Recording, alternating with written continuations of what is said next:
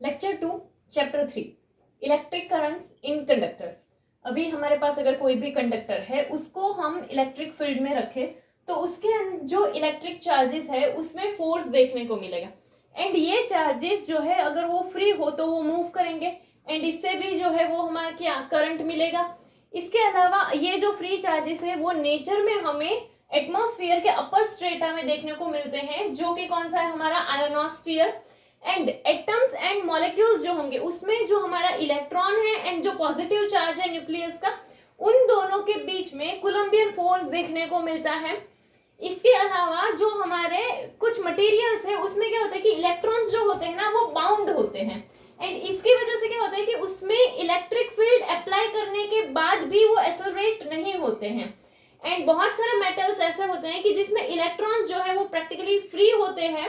Move करने के लिए, एंड इसीलिए क्या होगा कि ये जो फ्री इलेक्ट्रॉन्स होंगे वो मूव करेंगे रैंडमली। इसके अलावा कि अगर हम सपोज कि एक्सटर्नल इलेक्ट्रिक फील्ड अप्लाई करते हैं मेटल में तो इसकी वजह से क्या होगा, करंट प्रोड्यूस होता है। अभी सॉलिड कंडक्टर है अगर हमारे पास, तो उस सॉलिड कंडक्टर में जो करंट बनता है वो किसकी वजह से बनता है, इलेक्ट्रॉन की मूवमेंट की वजह से बनता है। इसके अलावा लिक्विड में अगर हम देखें कि जिसको इलेक्ट्रोलाइट भी बोलते हैं, तो उसमें जो करंट हमारा प्रोड्यूस होता है वो पॉजिटिव एंड नेगेटिव आयंस जो होते हैं उसकी मूवमेंट की वजह से होता है। अभी इलेक्ट्रिक फील्ड की एब्सेंस में अगर हम देखें तो जो हमारा कंडक्टर होगा उसमें क्या होगा कि उसके इलेक्ट्रॉन्स होंगे एंड ये फ्री इलेक्ट्रॉन्स जो है वो मूव कर रहे होंगे and external electric field present ना हो तो उस टाइम पे क्या होगा कि ये जो हमारे इलेक्ट्रॉन्स होंगे वो अपनी मीन पोजीशन जो होगी वहां से ऑसिलेट करते हैं। इलेक्ट्रॉन्स जो है वो रैंडम मूव करेंगे एंड इसकी वजह से क्या होगा कि इसमें इलेक्ट्रॉन जो है उसका मूवमेंट के टाइम पर हो सकता है कि वो कोलाइड हो एंड इसकी वजह से क्या होगा कि उसका जो डायरेक्शन है वो बार बार चेंज होता रहेगा and direction bar bar change होने की वजह से क्या होगा कि कोई भी एक यूनिडायरेक्शनल फ्लो जो है इलेक्ट्रॉन का वो नहीं मिलेगा। मतलब कि कोई एक पर्टिकुलर डायरेक्शन ऐसा नहीं होगा कि जिसमें सारे इलेक्ट्रॉन्स जो है वो फ्लो कर रहे हैं, ऐसा कोई भी एक पर्टिकुलर डायरेक्शन नहीं होगा एंड सारे इलेक्ट्रॉन्स जो है वो रैंडमली कहीं पर भी मूव कर रहे होंगे। तो इसकी वजह से क्या होगा कि कोई भी हमें नेट करंट जो है वो नहीं मिलेगा, क्योंकि सारे इलेक्ट्रॉन्स एक ही डायरेक्शन में मूव कर रहे हैं ऐसा नहीं होगा। और वो जो सारे के सारे इलेक्ट्रॉन्स जो है वो रैंडम मूव करेंगे तो सबका जो डायरेक्शन होगा वो डिफरेंट डिफरेंट होगा, कि जिसकी वजह से हमें कोई भी नेट करंट नहीं मिलता है। नेक्स्ट,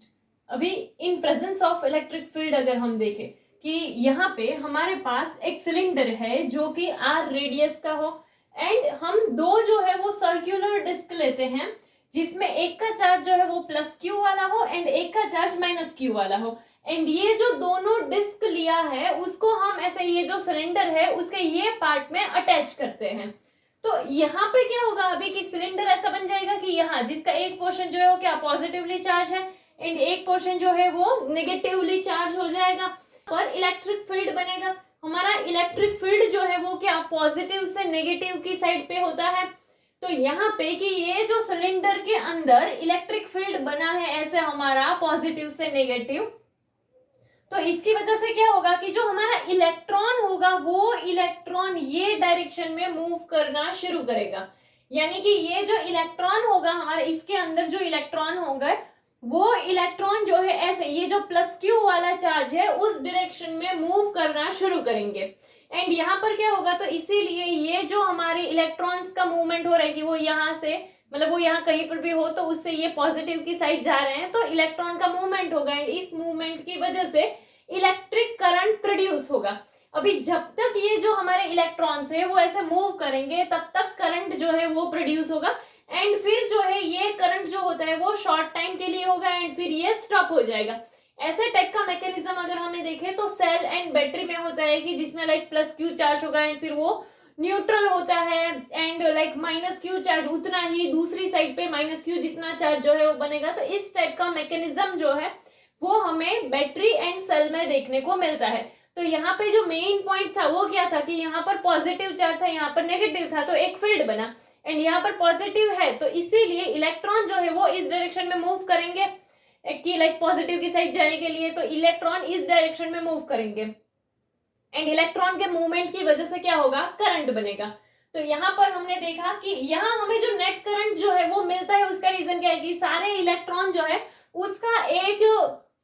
डायरेक्शनल फ्लो होगा। जितने भी यहाँ पर जो है हमें नेट करंट मिल रहा है उसका रीजन क्या है, तो जितने भी इलेक्ट्रॉन है सबका एक डायरेक्शन है, सारे इलेक्ट्रॉन्स जो है उसकी मूवमेंट का एक डायरेक्शन है कि जिसकी वजह से हमें करंट मिल रहा है। अभी जो इलेक्ट्रिक फील्ड की एब्सेंस में हमने देखा था वहां पर हमें नेट करंट क्यों नहीं मिलता था,